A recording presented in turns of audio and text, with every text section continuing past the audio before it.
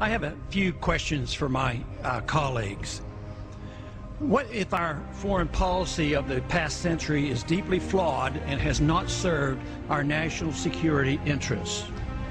What if we wake up one day and realize that the terrorist threat is a predictable consequence of our meddling in the affairs of others and has nothing to do with us being free and prosperous? What if propping up repressive regimes in the Middle East endangers both the United States and Israel?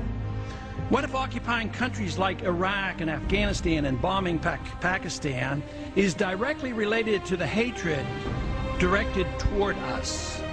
What if someday it dawns on us that losing over 5,000 American military personnel in the Middle East since 9/11 is not a fair trade-off for the loss of nearly 3,000 American citizens, no matter how many Iraqi, Pakistani, and Afghan people are killed or displaced? What if we finally decide that torture, even if called enhanced interrogation technique, is self-destructive and produces no useful information, and that contracting it out to a third world nation is just as evil? What if it is finally realized that war and military spending is always destructive to the economy? What if all wartime spending is paid for through the deceitful and evil process of inflating and borrowing? What if we finally see that wartime conditions always undermine personal liberty? What if conservatives who preach small government wake up and realize that our interventionist foreign policy provides the greatest incentive to expand the government? What if conservatives understood once again that their only logical position is to reject military intervention in managing an empire throughout the world? What if the American people woke up and understood that the official reasons for going to war are almost always based on lies and promoted by war propaganda in order to serve special interests?